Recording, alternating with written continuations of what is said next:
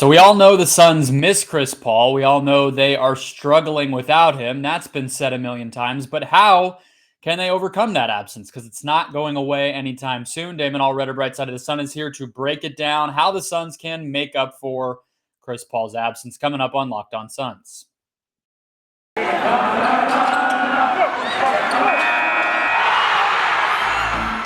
are Locked On Suns, your daily Phoenix Suns podcast. Part of the Locked On Podcast Network, your team every day.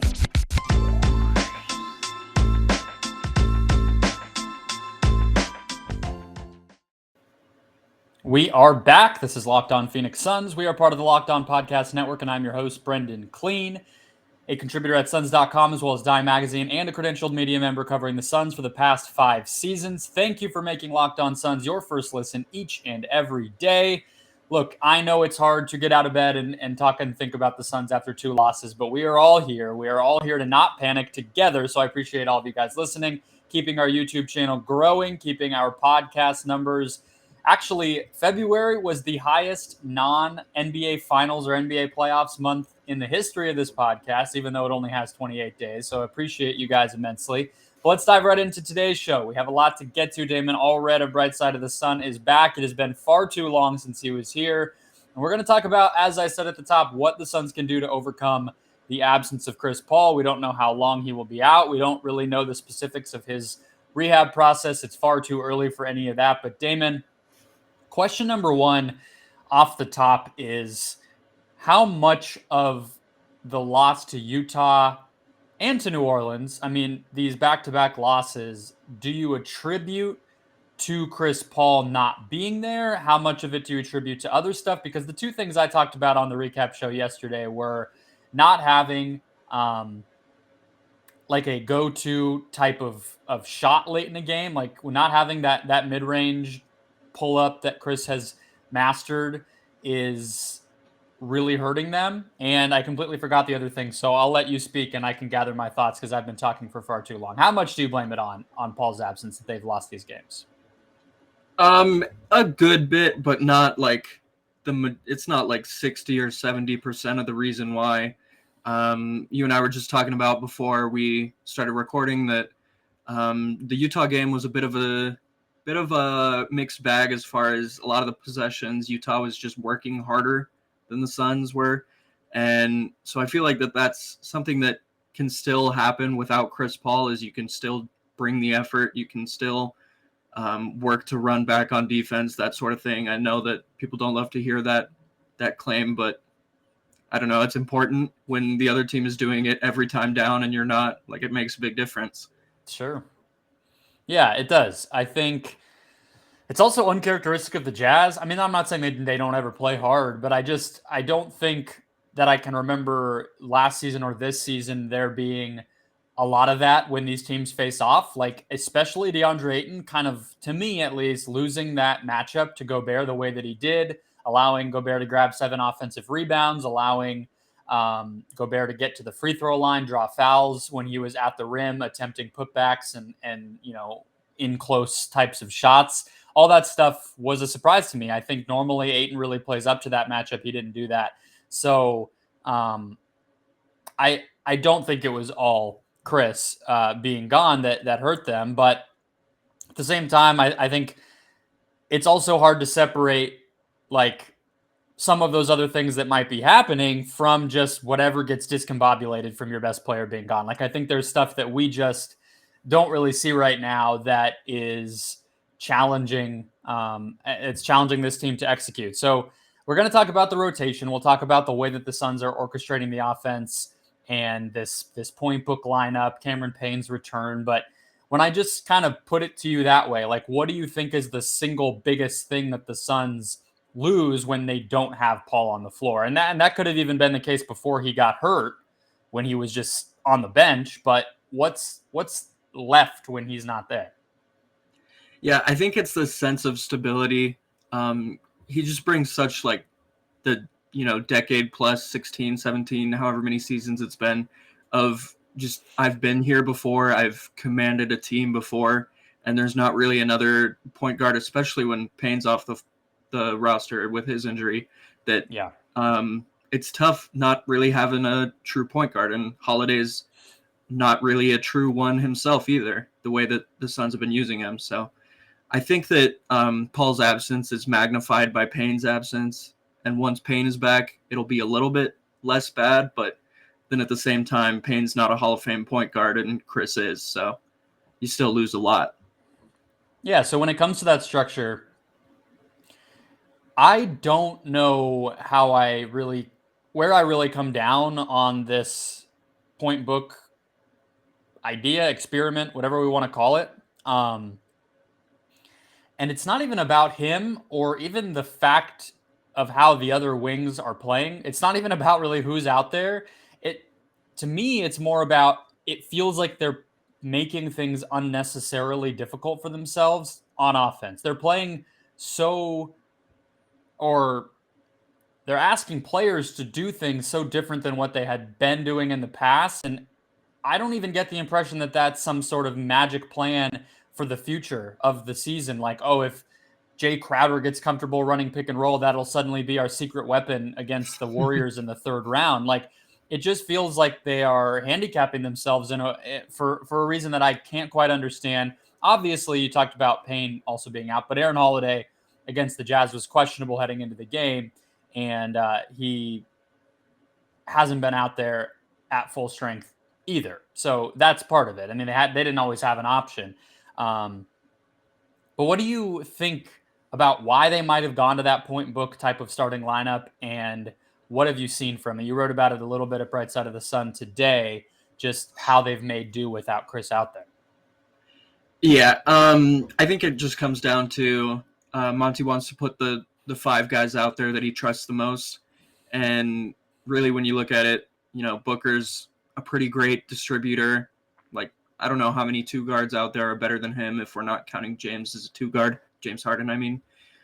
And really, Jay Crowder can handle a lot of the distributing. We've seen a little bit of point Jay here and there, like you've mentioned. It does kind of feel like they make things up each possession of, oh, okay, Jay's going to bring up the ball this time, and he's going to see what's out there. And if not, it'll go back to Book. And it just feels like they're churning out the same 2 or 3 different offensive ideas at times in those lineups. But then you get the possessions at some points when it's like, oh, a pass to Cam, a drive, a pass to McHale, a drive, and then a drop off to Ayton for a dunk. And it looks beautiful. And I threw in a few of those plays in the article as well, in the video that I included. And yeah, I just think that sometimes it's going to work and sometimes it's going to look a little aimless, Yeah. I mean, that's what I mean is it's just, you kind of just described the reason we're doing this podcast, right? Or the reason we're doing this episode is because, like, if the thing you're saying about your post Chris Paul plan is like sometimes it's going to look aimless, like, I don't know if you have a plan. And again, maybe your plan is wait until Cam Payne gets healthy. I said that on yesterday's show too. Like, I feel that their intention when they, figured out, okay, Chris is not going to be here for the rest of the regular season. Let's just assume that Cam should be back right away to start the second half. So there's our fix. And then when that didn't happen, they sort of had to panic and adapt a little bit. I think it's very clear from the fact that despite all of this, Elfrid Payton is still not getting any minutes, that's not an option. If anything, he's a defensive solution. He's not an offensive solution. And even then, defensively, they probably could have used him against Clarkson and Mitchell against the Jazz, and he still didn't come out of hiding. So that's not an option. Holiday's hurt, whatever. I get it. I understand. But to me, what I think is indicative of what might need to just happen in terms of a mentality switch is that this team in the first quarters of all 3 of these games, if I'm remembering correctly, have scored the ball pretty well. And you've seen a lot less structure with Book just kind of playing things by rhythm. Maybe a simple pick and roll, maybe just an ISO, maybe one of those quick early actions that the Suns like to run, but maybe not a lot in terms of ball reversal into another action the way that they maybe like to do when Chris and Book are both out there. And just like manufacture some points, manufacture some offense that way, push the pace. I know that that's in and of itself also an adjustment, but like the end of the day, you have to change. You're not going to be the way you were with Chris Paul. And I just feel like simplicity and pace might be a better rubric to just make things fit together a little bit easier than trying to kind of do some of the same things, but making guys uncomfortable. I don't know. I feel like I'm rambling, but I also feel like that's where I would lean. Yeah, I think when we see the point book lineup operate at its best, it's when they're getting out and disrupting offense on the defensive end and turning those stops into transition opportunities. And really, it just didn't really happen as much against the Jazz. I'm only seeing like 6 turnovers from the Jazz starters, which is really impressive. And you just have to be better than that on defense if that's how you want to play. And even if it's throwing in some press coverages here and there or throwing in more blitzes and pick and rolls, then that's another way to generate that disruption. But like, I think the disruption is the only way that lineup can really succeed over sustained stretches. I think so too. I'm trying to pull up how they've been performing from a defensive standpoint with this group on the floor. Looks like, yeah, they're allowing 123 points per 100 possessions over 140 possessions with this 5. Now, not all of that is just since it became the starting 5 over the past 3 games. That group had played together a bit before that, I believe. But nevertheless, it's been incredible on offense and very ugly on defense. That needs to get fixed, especially because I think it'll add some simplicity to what they want to do. But let's dive in a little bit more to the way that these wings are playing, how different players can step up, and of course we'll get to the campaign of it all as well. First though, guys, today's show brought to you by BetOnline, betonline.net, new URL, new format. They have content as well, and they are your one-stop shop throughout the remainder of the basketball season. From all the latest odds, totals, player performance props, even where the next fired coach might land, betonline.net is the number one spot for all of your sports betting needs. They, again, in addition to odds, lines, things to bet on, they also have scores, podcasts, and news on the website to keep you up to date and inform your betting. And it's not just basketball. BetOnline.net is your source as well for hockey, boxing, and the UFC and beyond. Head to the website today or use their mobile app to learn more about the trends and get in on the action. BetOnline, where the game starts. Damon, you again wrote a little bit about the Wings specifically during this stretch. You broke down some of the numbers, some of the frankly, the positives. To me, the biggest one, without a doubt, is Cameron Johnson.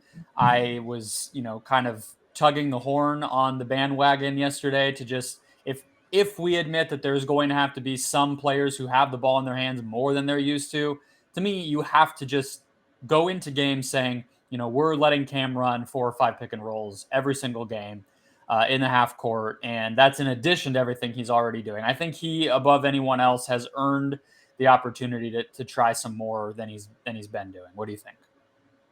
Yeah, Cam's been my favorite part of this stretch. I mentioned in the article that each of the wings have doubled or more their assist totals over this stretch.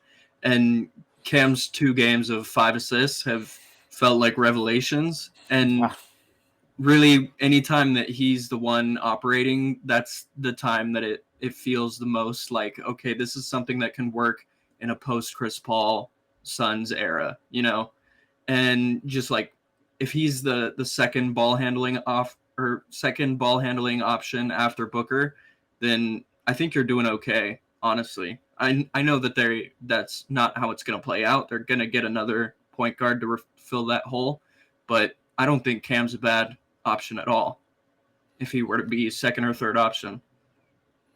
I feel like you are more psychologically stable than me, that you're able to consider and contemplate a post Chris Paul era just so openly, just like casually tossing around the idea. It's gonna happen of like, eventually. No, I just think if you don't say it out loud and don't allow yourself to think about it, I think it will never happen. I'm completely content in the camp of this guy will be Tom Brady or whatever we want to. He'll be Sue Bird and he'll be here for 5 more years. I'm totally good just pretending that will happen. I mean, You it's might possible. have you heard he's vegan? I don't know if you know. Okay. Once or twice. I don't know if that doesn't factor into your decision making that he's vegan. I feel like that hasn't gotten enough play. So maybe he will play to 50 because he's vegan. That's exactly it. Yeah, he goes vegan, and he has another. He went vegan after like year 15, so then he has another 15 years. So that's right around 50. I think that seems fair. No, I think to extend upon some of the stuff we were talking about with like the simplicity versus complications and whether they rely on some of their old offense with different parts or just revert back to something that's a little bit more basic. I think that if you're trying to strike a balance between all of those things, obviously Cam Payne will be a part of that, but I think Cam Johnson will give you the best ability to kind of do a little bit of both where, he has the trigger and the green light, and frankly, it could be even more aggressive to just take the first best shot. And sometimes a quick pick and roll with him spacing the floor is going to generate a great shot. It's going to be, the Nash to Quentin Richardson 7 seconds or less type of stuff. That's just bang, bang, let's go, especially if they're playing with pace. But if you do want somebody to continue along and keep the offensive possession rolling, I think, Booker initiates, Cam is coming off of a Spain pick and roll or some of these different things that they do off the ball, and then he's able to just turn that right into something else. I think that you're starting to cook with some nice ingredients there. So that's part of it too. But I also just think let him initiate as well. Take more threes. There's really no limit. I don't feel like if I was on that coaching staff, I would be telling Cameron Johnson no a lot right now. Yeah. And we talk about in the past, we've talked about how offensively he can look a little bit like Paul George, and that's his ceiling offensively. I think it's a little bit different than that at this point, just because there's so much fluidity to his game where I feel like Paul George is more measured in everything. So you're about to wait. Does. Hold on. Are you about to say that his ceiling is higher than I'm Paul not George? Saying it's better, just different. Okay. Well, then what do you have for me? What's the comp now? I would have to think about it. I could give it to you after the next break. How about that? Okay. Let's allow you to think about it. I want to talk about Cam Payne because I dove in a little bit, but not quite enough. I do think his return, I have a little bit of a feeling it could come as soon as Wednesday. He's been going through pretty significant on-court warm-ups, pregame and things. So they need him, and I think that we could see him soon. So let's dive into that. We'll get the new and updated, higher ceiling than Paul George, Cam Johnson Hall of Fame take from Damon Allred in just a second. First, though, guys, this episode brought to you by Rock Auto. With the ever-increasing numbers of makes and models, it is impossible to wander into a local chain auto parts store and get what you need. Heaven forbid, a dealership. That's not even in the equation. So why endure intimidating, pointless questioning from somebody behind the counter, knowing that they're planning to screw you over completely when you could go to Rock Auto? Save time and money when you use Rock Auto. They are a family business. They've been serving do-it-yourselfers online for 20 years. I mean, think about how few online companies there have even been for 20 years, and you get an idea of how much they have developed into the go-to in the field.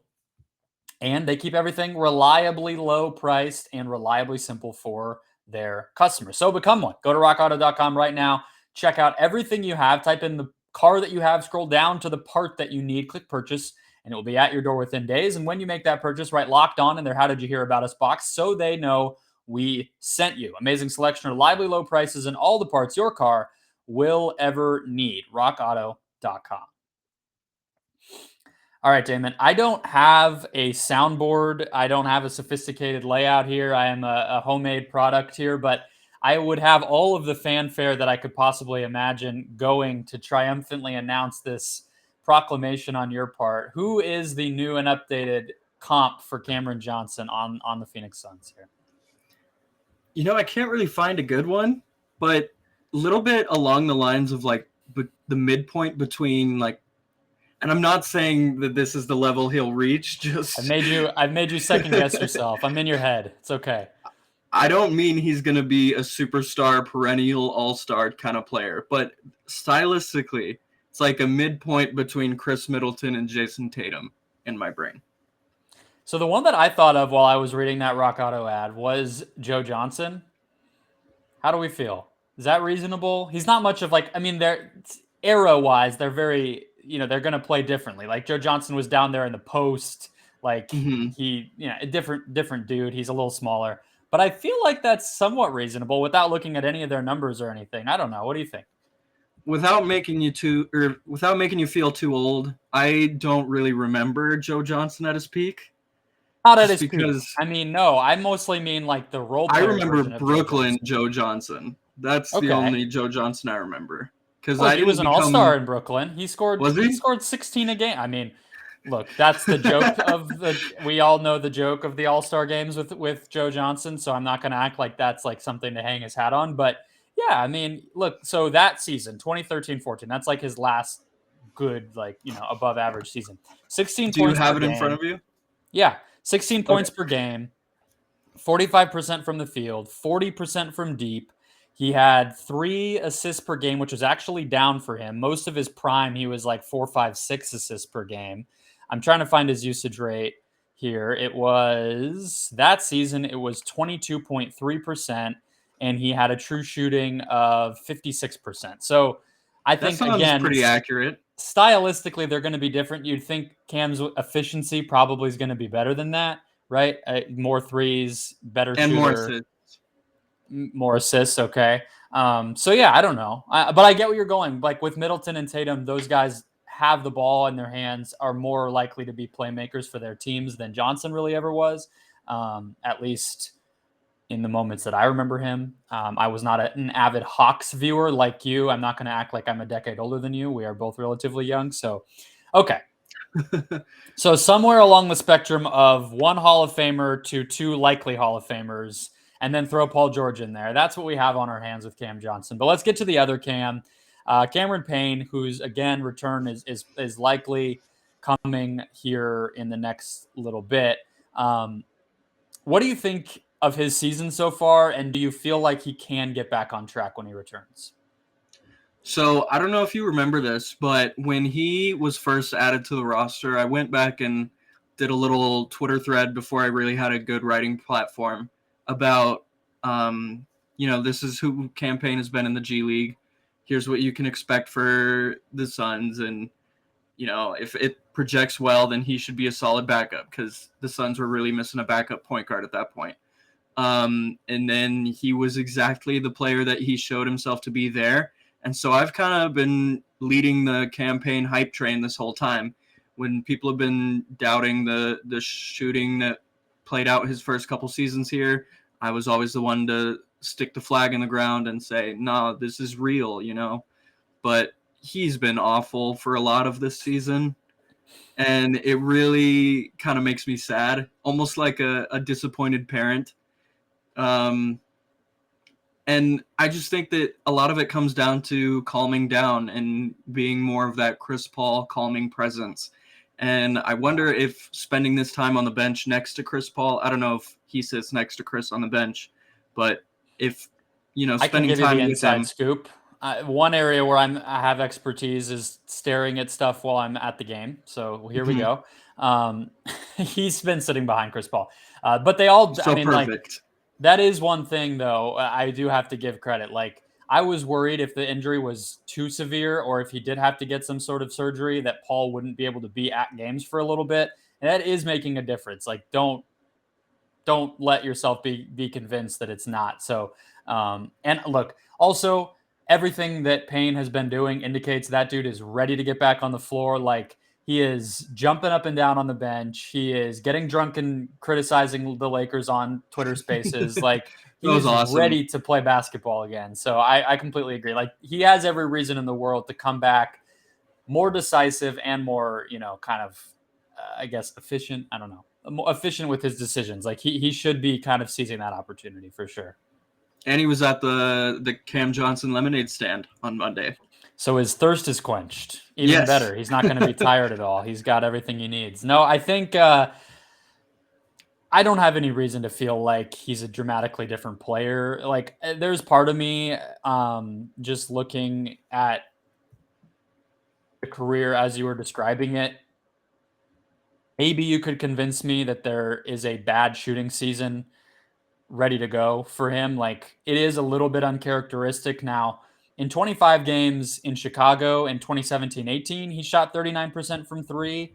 But how many was that total? It was 91 attempts total. So not nothing. But then he follows it up with a similar amount of attempts, shoots 30%. Like, he had never really been a great shooter. And then his past 2 years, 52%, then 44%. So if you told me he finished this season below average from three, that obviously does some damage to his overall efficiency. But there were just, did you know he has more turnovers this season than he did all of last season? Really? He's played like 200 and something fewer minutes, and he has 11 more turnovers. So it's just that stuff where it's like you got to play smarter. Couple things though. One, I'm on Cleaning the Glass, and you can go to on-off impact by stat, and so their team shot frequency, which is just how much are they getting to the rim versus mid-range versus threes, whatever. Cam Payne, when he's out there, the Suns take 6 percentage points more of their shots at the rim than when he's off of it. And the difference, as you would expect with Paul, is minus 5%. So complete polar opposites, depending on who's out there at point guard. They play together sometimes, of course, but that's an area where I was talking about not having sort of that go-to shot, not having something you can always fall back on. Attacking the rim is that for every team in the NBA. It's the tale as old as time for basketball. So having Payne be able to do that for you, I think should make a pretty big difference. And that's all he really needs. Like, play a little bit smarter. We'll see what happens with the threes. Attack the basket. Create opportunities for your teammates. I think that solves a lot of the problems for this offense, just in terms of getting guys organized, being that connector. One question I have for you, though, is there's been this thing. Monty has talked about it. I think fans have talked about it. People are starting to catch on to this as an explanation for Payne's struggles this year, and they're not going away with as far as this part of it goes, which is that he doesn't have that floor spacing guy to play with. He doesn't have Dario Saric, who he had such great chemistry with. He doesn't have even Frank Kaminsky. He has McGee and he has Ayton. Do you think that that's affecting him? Because I don't really know if I fully believe that. Yeah, I don't think it's been like a problem too much, to be honest, because there's still other shooters around him. There's still Cam Johnson. There's still Landry Shamet, who is a better shooter than, most two-guard backup options. But I just think that it comes down to, like you said earlier, the decisiveness and the having a plan when you start a possession. If option A isn't there, what's option B? If option B isn't there, what's option C? And I just think that sometimes he just has an option A and an option A2 or, things like that. And it's just a little rough sometimes with him. I think that the more we see the floater too, because the floater's been a really impactful part of his game this year. I think that those high percentage shots and just having a plan can really help him have a good rest of the season, good home stretch. And if we're talking about pace, obviously he'll make a huge impact there. He's a player who, even when Chris was fully healthy, even when this team was rolling, he was a guy who the Suns relied upon to. And it's not even just like, let's look at the numbers and see how many seconds they're using. It's also just, he is the pure distillation of like an energy guy, right? Like, I've said this, I don't even know how many times to people that I know who watch this team, media people at the games, on this show. Nobody, I will maintain nobody gets the Footprint Center crowd going like Cameron Payne does when he starts to play really, really well. Like, and that is intangible. You can believe it or not, but it matters to me. And so I think that'll be a big part of it too, where it's like, some of these ruts where it's like, damn, a shot just won't fall. Like, we keep kind of running our heads into a wall here. Like, Cam just pulls something out of nowhere and that building gets rocking and it just lifts people up. So I think that will make a difference. As you said, he's shooting 56% on long mid-range shots this season, which is more in the category of the like pull-ups, but that's kind of outlier good. And it's kind of, some of that is starting to make up a little bit for his three-point shooting. Ideally, that would be the hope. I think he's only shooting 50% at the rim. So we'll see what his shot makeup looks like, what his efficiency looks like, everything else. But I think he'll be a big help regardless. I want to close here. You mentioned before you got a Twitter following, who is the first person on Twitter that followed you where you were like, Damn, that's pretty cool. I have a story. And it's not anybody like super cool. I'm not trying to like embarrass you or say like, oh, I have a better one. It's actually kind of a fun story because I feel like the weird thing about Twitter is you'll log into some person and you don't even know who they are. They're just somebody. And then it's like, Zach Lowe follows. And you're like, what the hell happened here? So please tell us your story. I hope it's a good one. I can't remember who the first one is, but as far as like ones that just made me, step back and, go, hey, I think when Gerald Bourguet at PHNX followed me, that was kind of a big thing because I think he was my first verified follow. And Gerald got that verification out of the clutches of I don't even know what. He's had that forever. I mean, like he worked at a real place. I'm not trying to take it away from him, but there's people who like straight up cannot buy a verification, it feels like, on Twitter, who are isn't like real media Nikias members. still unverified? Yeah, Nikias Duncan in Basketball News. He doesn't have one. It's weird. But no, Gerald, okay. I think so. My story, and the reason I wanted to bring it up was really just to make fun of myself. It was I was head over heels obsessed with, and I don't know how many people even remember any of this, but the Daily Dime Live was this thing that ESPN used to do back when like True Hoop and all of like the very bloggy era for ESPN was in full swing. And I didn't have cable growing up really. So I could really only watch Suns games. That was back when like half of the Suns games were on regular TV and half were on cable. So I could watch half of the Suns games, any national TV game on like ABC, and that was it. So every single night I would go on to Daily Dime Live and it was just like a chat, like straight up. There wasn't no other component to it. I think it had like the scores on one side and then it was just a chat. People would just geek out about the NBA, but Zach Harper hosted it mostly every night. That was like his full-time job, which is an insane job to have. And it was like the biggest deal in the world when he would, because they moderated it. So like if you didn't post anything worthwhile, it wouldn't populate it. It didn't just throw up everything that anybody said. And when he would accept my like little dumb comments and put them up there, I would literally melt. And then when he would respond, it was like the biggest deal in my entire life. I've never told him this. Also, Aaron Edwards, who I do the show with, is actually friends with Zach. So I feel like I shouldn't be drawing attention to any of this. But anyway, point is, I eventually asked Zach, like I'm sure it's still on my Twitter, like the most buttered up, like, it would mean the world if you could follow me. Like, I want to do what you do someday, like blah, blah, blah, begging him to follow me. He still follows me to this day. But he did me the favor back when I had like 32 followers and I was in like high school and I was like, oh my God, this is the best day of my life. And then he went on to piss Suns fans off for calling Devin Booker a looter and a riot and whatever. But that's my story. That's my Zach's story. A legend. I actually do have a story similar to that. It's not on Twitter at all, but it's something similar. See, so you hid the receipts better than me is what you're saying. Well, my receipts were over the phone as opposed to... Okay, yeah, so, let's hear it. So back when I was like 10, I think, it was when the Thunder and Heat were in the finals together. Okay. I remember the Phoenix local like rap radio station was like taking calls about, who do you think is going to win? And old 10-year-old little overeager Damon calls in and I'm saying all these crazy things. I can't remember what I said. Probably something about Heat in 5? No. I was for the Thunder in that series. Oh, I loved Kevin Durant. Kevin Durant was, I think, my first favorite player growing up because I didn't get into basketball until later on. Mm-hmm. And so I was just rambling on about Kevin Durant and, the Thunder are going to win. And then I remember at the end of the call, they asked, how old are you? Because I guess I sounded like a kid because I was 10. And I was like, oh, I'm 10. But I'm about to be 11 because I have a June birthday. So, and You're like they 10 and 3/4. Yeah. And they all just broke up laughing. And that was my first media moment. There you go. Now look at you. Where they couldn't I'm have on known. Locked on Suns now. Hey, look, some of these things get thrown up on 12 News and whatever. You never know. You never know what will happen. I've had people be like, I saw your face on something and I don't listen to your podcast. And I'm like, you could have just acted like you did. And then we wouldn't have to be having this conversation. You could have just been like, I watched your podcast and it was great. No, I love doing this. This is always great.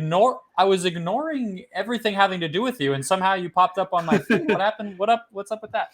But no, I'm glad we delved into there.